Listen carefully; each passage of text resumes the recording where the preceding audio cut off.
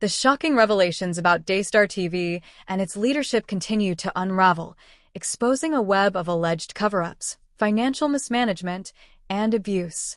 A new Daystar insider has come forward on live TV, revealing disturbing secrets about Joni and the network's leadership. These allegations paint a grim picture of a once revered Christian media empire that now stands accused of protecting abusers, silencing whistleblowers, and prioritizing its image over the truth. Daystar TV now at the center of serious allegations involving financial mismanagement, cover-ups, and abuse. Reports indicate that the network's leadership may have been involved in a long-standing culture of deception, prioritizing personal gains over the ministry's mission. Insiders claim that millions of dollars in donations were mishandled, with funds that were supposed to support Christian missions being redirected to personal luxuries. Questions have arisen over expensive trips, lavish homes, and questionable spending habits linked to top Daystar figures, including Joni. Additionally, the culture within Daystar has been described as toxic, with employees allegedly facing verbal abuse, intimidation, and silencing whenever they questioned leadership. The worst part?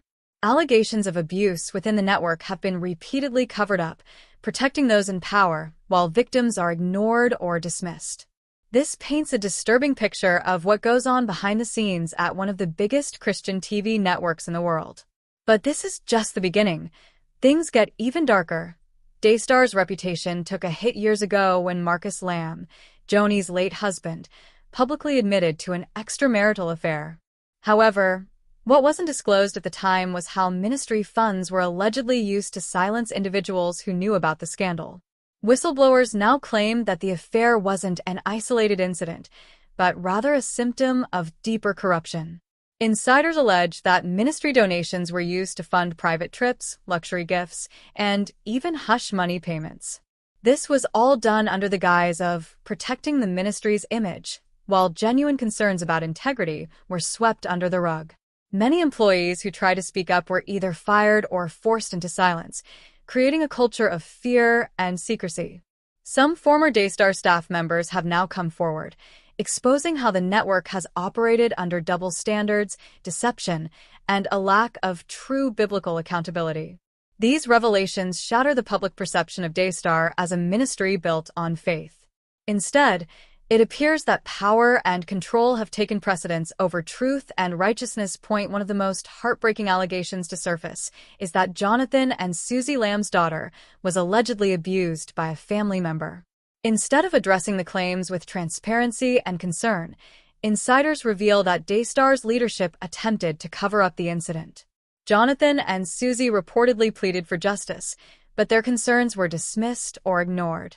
The accused individual was allegedly protected, while Jonathan and Susie were left to deal with the painful reality that their own family and ministry were more focused on saving face than protecting the victim. This has caused a massive divide within the Lamb family. Jonathan and Susie's courage to speak out has led to them being ostracized and criticized by some within the ministry. Joni, instead of addressing the matter head-on, has allegedly downplayed the situation, calling it an attack on the family and the ministry. The question remains, why does protecting the Daystar brand seem to take priority over seeking justice for an innocent child? This is the very question that Jonathan and Susie Lamb, along with many others, are demanding answers to. Instead of addressing these grave concerns with honesty and accountability, Joni has taken a defensive stance, dismissing all allegations as false attacks designed to destroy her family and ministry. Rather than engaging in open dialogue or offering transparency, Joni has chosen to discredit those who have dared to speak out. On multiple occasions, she has publicly accused whistleblowers, former employees, and even her own family members of spreading lies. According to her version of events, she is not a leader who must answer difficult questions, but rather a victim of betrayal. This carefully crafted narrative shifts attention away from the serious allegations at hand and instead paints her as someone unfairly targeted. But does playing the victim absolve her from taking responsibility? Shouldn't someone in a position of leadership be expected to uphold the values of honesty, integrity, and accountability, especially in a Christian ministry? By refusing to investigate the allegations and instead choosing to silence critics, Joni Lamb has only fueled the growing mistrust surrounding Daystar. If there is truly nothing to hide, then why not embrace transparency? Why aren't those who have come forward being heard and taken seriously? Instead of addressing these pressing concerns, Daystar's leadership continues to dismiss the allegations as mere attempts to bring them down. However, the more they evade accountability, the more suspicious the situation becomes. The allegations against Daystar are not minor. They are deeply troubling claims that strike at the very foundation of the network's integrity. These accusations go beyond a single incident and suggest a disturbing pattern of misconduct, cover-ups, and unethical leadership practices. From financial irregularities to allegations of abuse being ignored, the Christian network, once trusted by millions, is now at the center of a growing scandal. These revelations don't just damage Daystar's reputation, they also raise broader concerns about Christian media as a whole. When ministries prioritize their public image over truth, justice, and accountability, they risk undermining the very faith they claim to represent. At the heart of this controversy is Joni Lamb's unwillingness to acknowledge these allegations truthfully. Rather than confronting them with honesty and humility, she has taken the path of dismissing critics as liars and retaliating against those who have spoken out.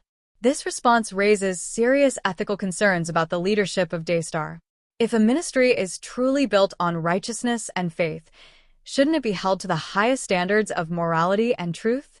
Instead, the way Daystar's leadership is handling this crisis only serves to deepen the controversy and call into question the moral standing of the entire organization. As more insiders come forward with testimonies and evidence, the credibility of Daystar is rapidly crumbling. The longer Joni Lamb and the network resist calls for transparency, the harder it will be for them to regain the trust of their viewers, supporters, and the broader Christian community. Every day that passes without an honest response pushes them closer to a point of no return.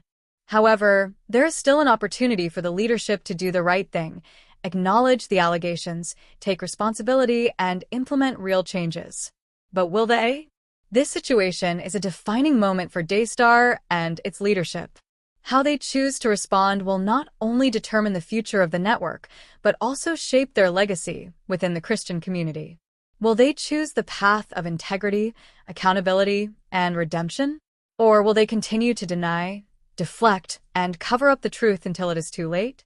These are the questions that demand urgent answers. At the core of Christianity is the belief in truth, repentance, and redemption. If Daystar is truly committed to its faith-based mission, then now is the time for its leaders to step forward and demonstrate those values. Hiding behind defensiveness and victimhood will not make the problem go away. It will only make the scandal worse. The truth must come to light, and those responsible must be held accountable. What do you think about these shocking allegations? Should Daystar's leadership be more transparent? Or do you believe the critics are being unfair? Share your thoughts in the comments below, and don't forget to subscribe for more updates on this developing story.